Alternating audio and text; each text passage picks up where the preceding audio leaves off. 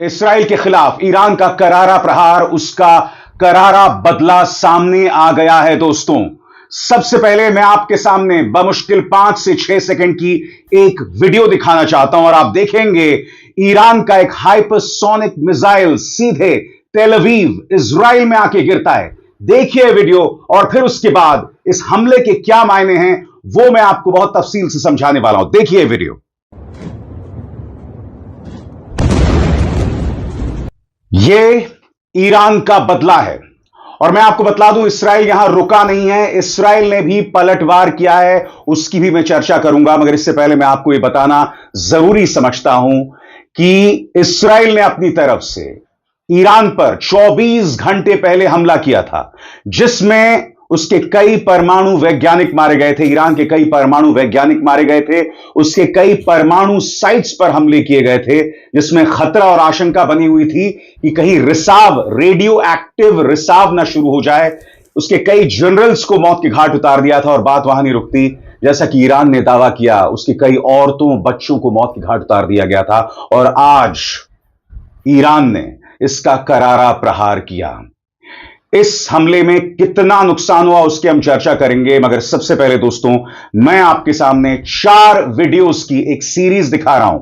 जी आप मेरे पीछे लगातार देख रहे होंगे तेल अवीव की स्काईलाइन। इस वक्त तेल अवीव की रात कैसी है, किस तरह का प्रहार हुआ, लगातार आप देख रहे हैं। अब मैं आपको एक के बाद एक 4 वीडियोस दिखाने वाला हूं दोस्तों कि किस तरह से प्रहार हो रहा था, किस तरह से लोगों की आवाजें आ रही थी।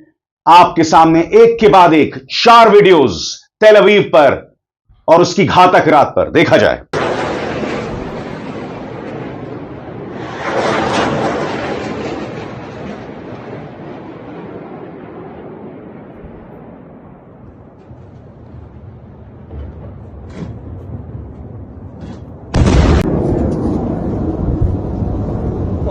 Oh my God. في لوט. מה לא קרה? הנה איפה? זה מדהים. וואו, הנה זה מגיע. הנה המופע. וואו. הנה המופע. וואלה, חברו את התאורות של 11. תעשה את הטלפון שלך על השטות.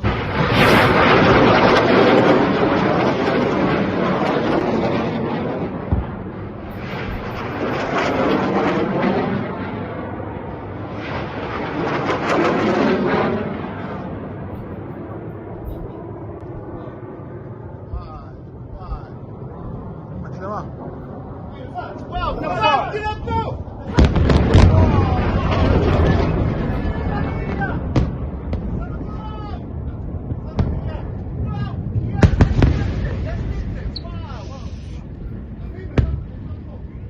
בוא, אביב, בוא!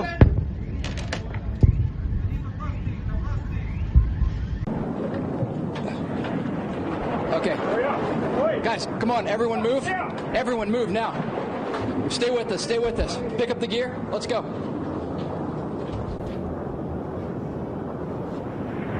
All right, so there you can see, I mean, this has happened again. We've seen this before, but this is a barrage of missiles, the likes of which we maybe did not see the last time. And the other unknown, Sandra, is as Iron Dome and David Sling and the Arrow system and the Terminal High Altitude Air Defense systems are all going off at the same time, it seems here. The last time this happened, there was a coordinated defense between Israel, the United States, and other countries, including Jordan, to intercept these with aircraft as well. सबसे बड़ी बात, sky news, अमेरिकी sky news ये दावा कर रहा है कि इसराइल का जो आयरन डोम है, जिसके चलते वो मिसाइल्स को रोक पाता है, ड्रोन्स को रोक पाता है, ईरान ने उसे तोड़ दिया है। सही सुना आपने, ईरान ने तोड़ दिया और तभी ये हाइपरसोनिक मिसाइल्स जो हैं तेल अवीव में आकर गिर रही हैं। मैं आपको बतला दूं, चूंकि इसराइल के अंदर काफी हद तक एक किस्म की प्रेस सेंसरशिप है, इसलिए दुनिया तक ये जानकारी नहीं पहुंच पाएगी कि दरअसल इसराइल को कितना नुकसान पहुंचा। मैं आपको स्काई न्यूज का एक वीडियो दिखाना चाहता हूं जो आप अपने स्क्रीन में देख रहे हैं, जिसमें बताया जा रहा है कि किस तरह से आयरन डोम जो है वो बचाने में नाकाम रहा है तेल अवीव में। देखा जाए। Live shots from Tel Aviv showing missiles coming in across Israel.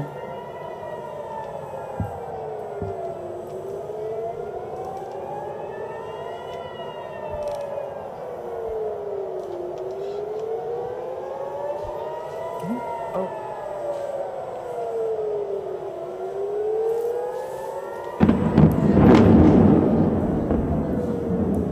seeing the impact of those missiles striking buildings there this evening. CNN के एक रिपोर्टर का यह कहना है कि ईरान ने मोसाद के हेडक्वार्टर्स पर हमला किया। वो ये भी कहते हैं कि मोसाद का हेडक्वार्टर्स जो है वहां बड़े पैमाने में लोग भी हैं, यानी आम लोग भी हैं। मगर यह सुनकर थोड़ा अजीब सा लगता है दोस्तों, क्योंकि अब तक इस्राइल क्या कहता है कि हम जब हमास पर हमला करते हैं तो हमास ने जानबूझकर अपने दफ्तर वहां बनाए हुए हैं जहां लोग बसे हुए हैं। अब यही तर्क मोसाद के बारे में कहा जा रहा है कि मोसाद ने अपना दफ्तर वहां क्यों बनाया है जहां आम लोग बड़ी तादाद में हैं। इस्राइल ने फलस्तीनियों पर या हमास पर यह आरोप लगाया था कि वो इंसानों को, औरतों और बच्चों को मानवीय ढाल के तौर पर इस्तेमाल करता है। मगर क्या यही काम मोसाद नहीं कर रहा है? क्या आम इस्राएली को एक मानवीय ढाल के तौर पर इस्तेमाल तो नहीं कर रहा है मोसाद? देखा जाए दोस्तों क्या कह रहे हैं CNN के reporter. The U.S. intel view that among the targets were Israeli airfields, but also, and this is crucial, the headquarters of Mossad, the international intelligence service of Israel, which is inside Tel Aviv. It's in the northern part of Tel Aviv, but it's in the city. It's in a densely populated area. And of course, the concern is if you're firing, even though Iran might consider that a military target, it is in a densely populated city with civilians around it. And that's just one more layer of escalation. तो आप में से जो लोग मेरी इस बड़ी breaking news में जुड़ रहे हैं, आपके लिए बहुत जरूरी हो जाता है कि इन तस्वीरों के बाद मैं आपके सामने पेश करूं कि दरअसल ये खबर क्या है। मैं अलग अलग सोर्सेस के जरिए दोस्तों, सिर्फ एक सोर्स नहीं, मैं आपके सामने Fox News, Sky News, CNN, Al Jazeera, तमाम सोर्सेस के जरिए यह खबर पेश करने वाला हूं। आपको कहीं जाने की जरूरत नहीं है दोस्तों, तमाम जानकारियां आपको मेरे मंच पर मिलने वाली हैं। सबसे पहले आपके सामने खबर क्या है। ईरान का हमला काफी जबरदस्त था। ईरान ने 13 जून 2025 की रात को तेल अवीव समेत कई इस्राएली शहरों पर 150 से ज्यादा बैलिस्टिक मिसाइलें और 100 से ज्यादा ड्रोन दागे। तेल अवीव में कई मिसाइल गिर गईं, जिससे एक रिहायशी बिल्डिंग में आग लग गई और कई अपार्टमेंट्स को भारी नुकसान पहुंचा है। आसपास की इमारतों के शीशे टूट गए और मलबा बिखर गया। इस्राएली इमरजेंसी सर्विसेज के मुताबिक तेल अवीव में कम से कम 21 लोग घायल हुए, जिनमें 2 की हालत गंभीर है। कुल मिलाकर पूरे इस्राएल में एक मौत, 63 लोग घायल हुए हैं। टारगेट्स में तेल अवीव के रिहायशी इलाके, कुछ मिलिट्री साइट्स और एयर बेसेस शामिल थे। हालांकि इस्राएल ने कई मिसाइलें इंटरसेप्ट कर ली, लेकिन कुछ मिसाइलें अपने टारगेट पर लग गईं और नुकसान हुआ। कुल मिलाकर हमला बहुत बड़ा था, काफी मिसाइलें दागी गईं और तेल अवीव में आम लोगों और इमारतों को काफी नुकसान पहुंचा है। दोस्तों, अब मैं आपको बताना चाहता हूं अमेरिकी फॉक्स न्यूज इस बारे में किस तरह से लोगों के सामने यह खबर रख रहा था। देखा जाए। And welcome back, everyone. Here to Live Now from Fox. I'm your host, Mike Page, and we continue to bring you breaking news coverage right now. Crisis in the Middle East. We are learning right now from the IDF. They say their defense systems right now are intercepting threats, and we are seeing that actually right now in the sky over Israel right now, and they are intercepting these threats, and we are continuing to follow the latest for you here on Live Now from Fox. But a very active and fluid situation that is happening. IDF has identified missiles launched towards Israel, and those detected missiles are continuing to be tracked and intercepted right now in the sky. But this comes as a very, very high tense, really moments that are going to be playing out all weekend right now in the Middle East, as Iran said yesterday that they would be responding to the threats that they felt like that were given by Israel. And again, some more updates are coming in, and we are waiting to get you those updates here in real time. We are learning that a new message has been put out. Let me just read that for you here in moments, and we'll be able to get you those. अब आपके सामने CNN, Iran retaliates against Israel with missile barrage. CNN क्या कहता है, उसके एक एक शब्द पर गौर किया जाए दोस्तों। तेहरान ने शुक्रवार को इसराइल के कई इलाकों पर जवाबी हमला किया क्योंकि इसराइल ने ईरान के मिलिट्री और न्यूक्लियर ठिकानों पर अटैक किया था।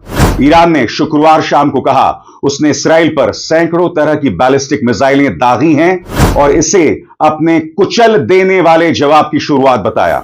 ईरानी सरकारी न्यूज एजेंसी इरना ने कहा, अभी कुछ देर पहले हमने सैकड़ों बैलिस्टिक मिसाइल कब्जे वाले इलाकों की तरफ दागी और यह ज़ायनी शासन के जघन्य हमले का निर्णायक जवाब है।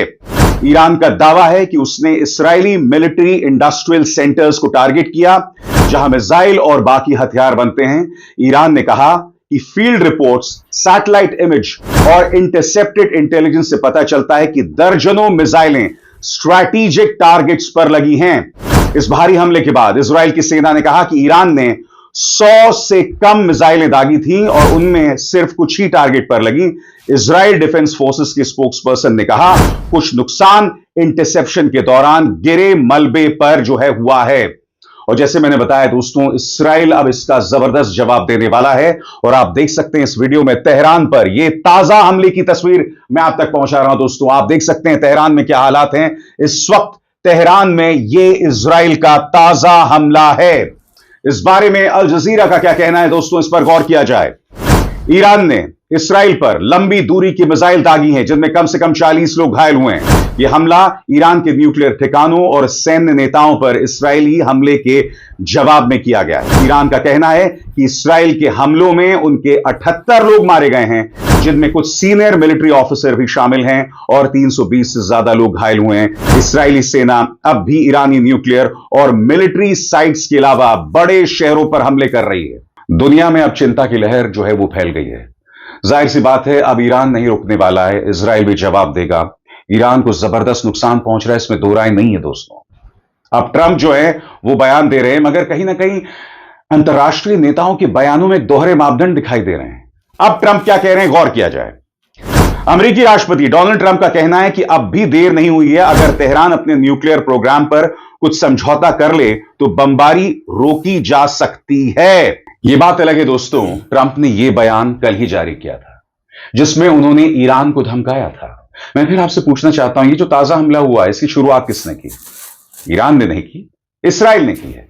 और ट्रंप ने किस तरह से धमकाया था और इस धमकी में उनके दोहरे मापदंड दिखाई देते